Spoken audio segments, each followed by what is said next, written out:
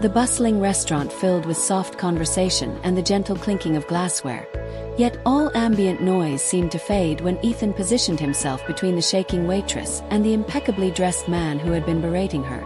"She's under my protection," Ethan declared. His voice controlled yet forceful enough to cut through the charged atmosphere. The billionaire heiress Aries, sitting at her corner table surrounded by her companions, paused mid-motion as she reached for her drink, her gaze fixing on the single father who had just altered the cadence of her night. The manner in which he positioned himself, protective yet composed, as if he had learned to weather difficulties without allowing them to overwhelm him, made her pulse quicken. The other patrons perceived merely another guest coming to a waitress's defense. She recognized a man who concealed untold narratives behind his gaze. Ethan had no intention of attracting notice. He had only come to collect takeout following his lengthy shift at the auto shop, his thoughts occupied with how his daughter, Lily, would be home anticipating his arrival with her lopsided grin and countless inquiries about her schoolwork. Yet when he witnessed the waitress cowering beneath the harsh criticism of an affluent patron, he found himself unable to remain passive. Defending others had become instinctive to him ever since circumstances compelled him to be strong for Lily following her mother's departure. He positioned the waitress behind him with a subtle gesture, then surveyed the room, conscious of the stares fixed upon him.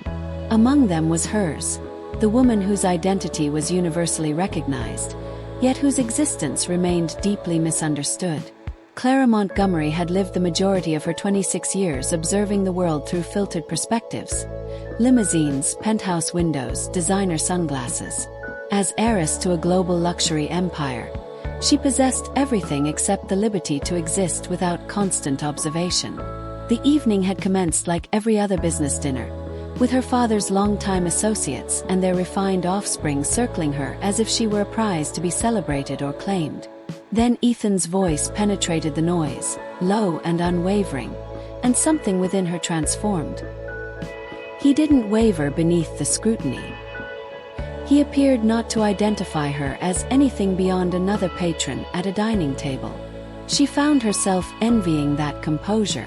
Following the manager's escort of the hostile man from the premises, Clara observed Ethan checking on the waitress before making his way toward the door, his takeout container dangling casually from one hand. An inexplicable urge compelled her to act, to prevent the encounter from ending. She excused herself from her group and pursued him, intercepting him just beyond the entrance where the urban air carried a faint scent of rain. "Please wait," she called out. Ethan pivoted, his weary eyes gentling as he registered her elegant attire and uncertain posture. "I simply wanted to express my gratitude. People rarely speak up in circumstances like that." "It was nothing significant," he responded, adjusting the bag in his grip. "Sometimes intervention is simply necessary." He appeared prepared to depart, but Clara wasn't ready to conclude their exchange. There existed a subtle grace in him that seemed incongruous with the busy pavements or the flash of cameras stationed across the avenue. She inquired about his name, and when he provided it, she found herself offering hers in return, though he showed none of the reverence she had grown accustomed to.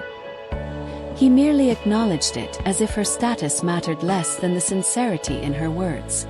Throughout the following days, Clara found herself unable to dismiss the memory of Ethan's tranquil demeanor. She located the modest diner where he occasionally took Lily after his shifts and observed from the entrance as he shared laughter with his daughter, the kind of genuine laughter that created lines around his eyes. She wavered before entering, uncertain whether she belonged in a realm where affection appeared so uncomplicated and unrefined. Ethan acknowledged her arrival with gentle surprise but without criticism, gesturing for her to join them. Lily, inquisitive and wide-eyed, questioned her identity, and Clara responded with a measured smile, concealing the burden of her family name. However, Clara's existence wasn't constructed for secluded moments. Speculation soon circulated within her social sphere. Whispers regarding the heiress associating with a mechanic, narratives crafted to damage both their standings. Her father, zealous in protecting the family reputation, confronted her with warnings that she couldn't jeopardize their heritage for a man who didn't align with their standards. Clara felt the familiar constraints tightening, yet she couldn't erase the image of Ethan standing in that restaurant, solid as an anchor. She craved that stability, not merely for herself, but for someone who might perceive her as more than tabloid fodder. When she encountered Ethan once more at the park where Lily was launching a kite, her heart raced with equal measures of anticipation and apprehension. She confided in him about the mounting pressure, about how effortless it would be to retreat, yet how unthinkable it seemed. Ethan absorbed her words, his expression initially unreadable, then mellowing with comprehension. "You owe no one the version of yourself they've constructed in their minds," he stated gently. "Your sole obligation is to exist in a manner you won't lament later." Clara understood in that moment that remaining within the boundaries of expectation would mean surrendering herself completely. She commenced establishing small sanctuaries of independence, refusing certain social obligations, bringing Ethan and Lily to an intimate art exhibition, presenting them to select friends who prized authenticity over prestige. Gradually, she constructed a connection between their separate worlds, piece by piece. Challenges emerged.